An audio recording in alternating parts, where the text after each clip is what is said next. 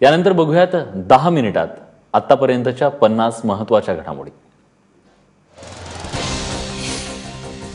पनवेलमधल्या Saint Joseph हायस्कूलचा मनमानी कारभार पुन्हा एकदा चव्हाट्यावर आलाय। कारण वाढीव फी न भरणाऱ्या 35 पालकांना शाळेने कायदेशीर नोटीस पाठवली आहे। शिवाय ज्या पालकांनी फीवाढीला विरोध केलाय त्यांच्या पाल्यांच्या प्रगती पुस्तकावर problematic parents fees not paid असा शेरा दिलाय। त्यानंतर पालकांनी शाळेविरोधात पोलिसात तक्रार दाखल केली आहे।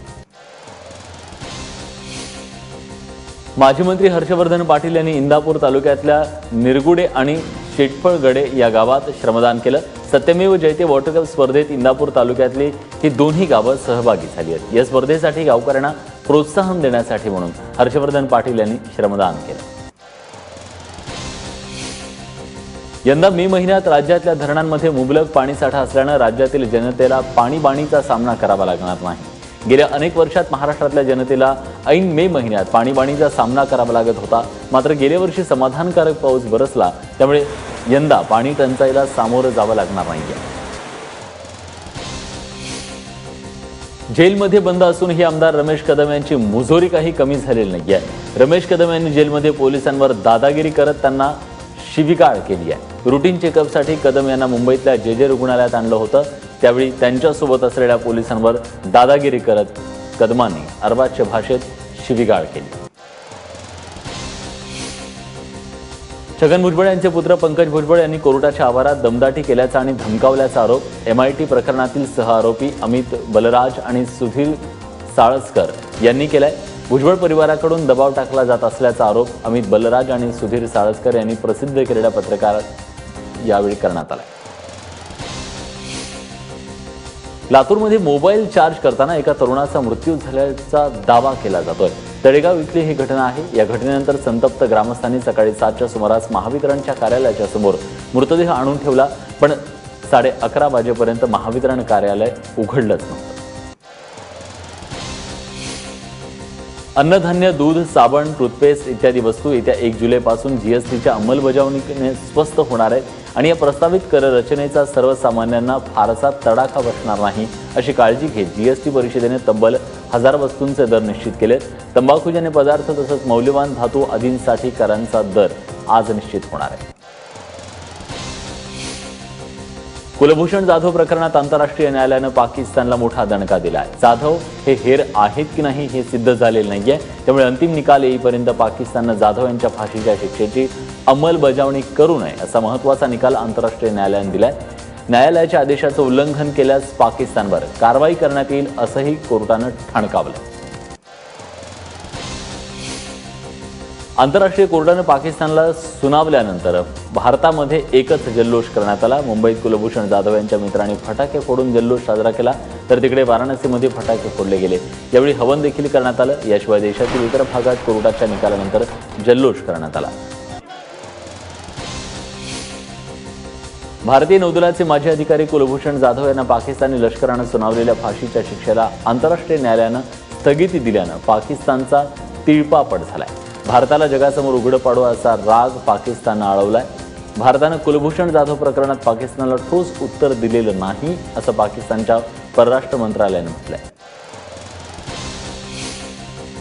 मद्यसम्राट विजय मल्ल्याला ईडीनं दणका दिलाय। ईडीनं मल्ल्याच्या अलिबागमधील जवळपास 100 कोटी रुपयांचा जो फार्म हाऊस आहे तो ताब्यात घेतलाय। मांडवा इथं समुद्र किनाऱ्यालगत मल्ल्याचा 17 एकरच्या जागेवर अलिशान असा फार्म हाऊस आहे। ईडीच्या मुंबईतल्या पथकानं मल्ल्याचा हा अलिशान फार्म हाऊस जप्त केला।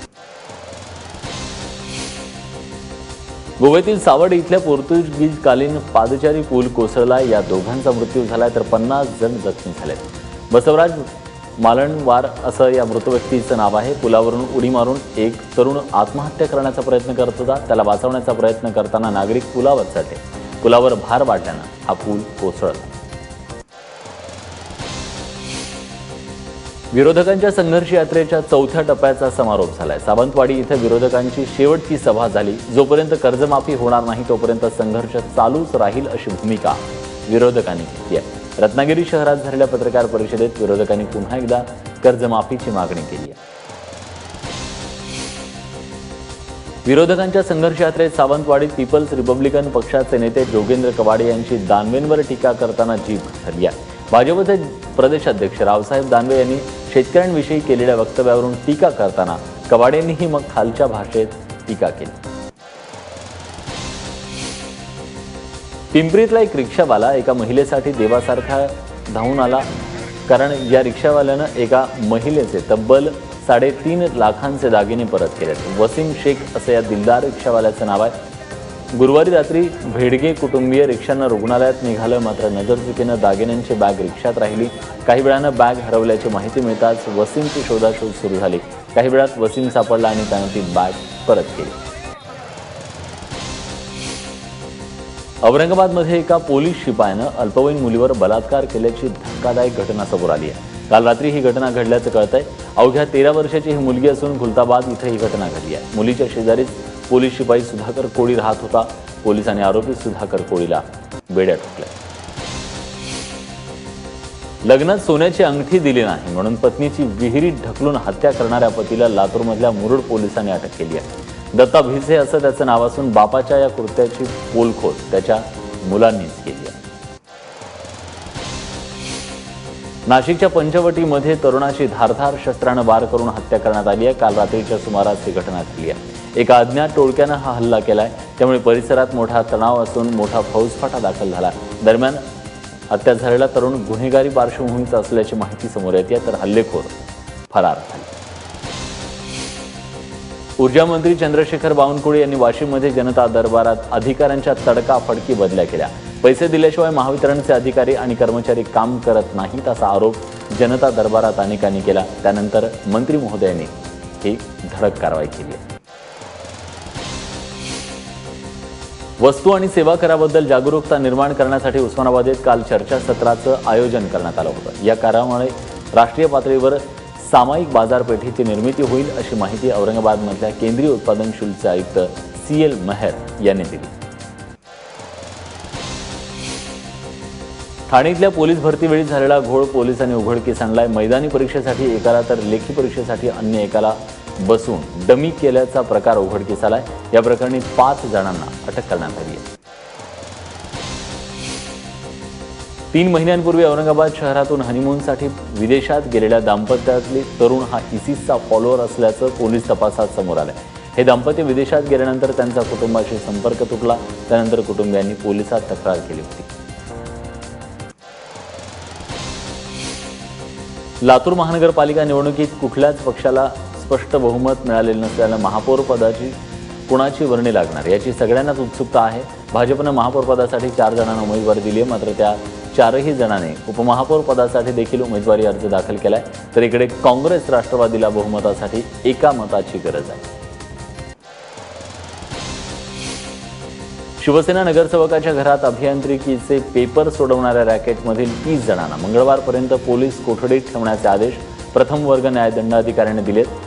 साई अभियांत्रिकी महाविद्यालयाकडून पास करण्याच्या उद्देशानं पैसे घेऊन 27 विद्यार्थ्यांच्या उत्तरपत्रिका सोडवून घेत असताना पोलिसांनी छापा मारला।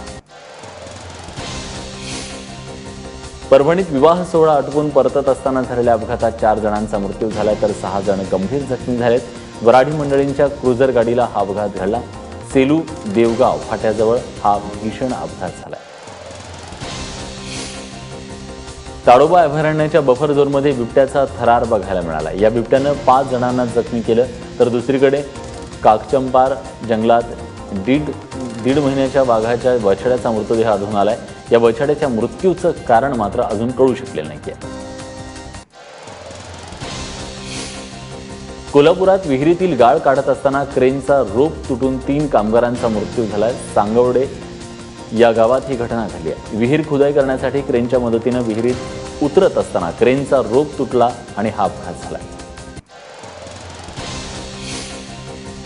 वाशिममध्ये IPLवर सट्टा लावणाऱ्या 5 तरुणांना पोलिसांनी अटक केली आहे। पोलिसांच्या विशेष पथकानं ही कारवाई केली आहे। हे 4ही तरुण धनाढ्य परिवारातील असल्यानं पोलिसांच्या तपासात समोर आलं। भंडारा जिल्ह्यात एका विवाह सोहळ्यात वेगळ्या विदर्भासाठी रक्ताक्षरीची मोहीम घेण्यात आली। काही दिवसांपूर्वी श्रीहरी यांनी वेगळ्या विदर्भासाठी अशा प्रकारची रक्ताक्षरी मोहीम सुरू केली होती आणि त्याचाच हा एक भाग होता। यवतमाळ जिल्हाधिकारी कार्यालयात आजपासून आंबा महोत्सवाला सुरुवात झाली आहे। शेतकऱ्यांच्या आंब्याला योग्य भाव मिळावा या उद्देशानं हा महोत्सव भरवण्यात आलाय। या महोत्सवात थेट शेतातून आंबा विक्रीस ठेवला जाणार आहे, त्यामुळे नागरिकांना चांगल्या दर्जाचा आंबा अगदी कमी किमतीत चाखता येणार असल्याचं मत आयोजकांनी मांडलंय।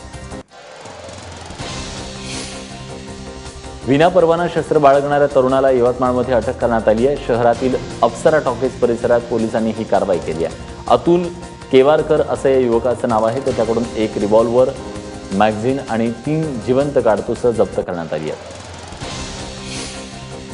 राष्ट्रपती पदाच्या निवडणुकीच्या तोंडावर काँग्रेसला धक्का बसलाय, कारण शरद पवार यांनी राष्ट्रपती पदाच्या निवडणुकीत उमेदवार होण्याचा प्रस्ताव काँग्रेस अध्यक्षा सोनिया गांधींनी दिला होता, मात्र शरद पवार यांनी हा प्रस्ताव धुडकावलाय।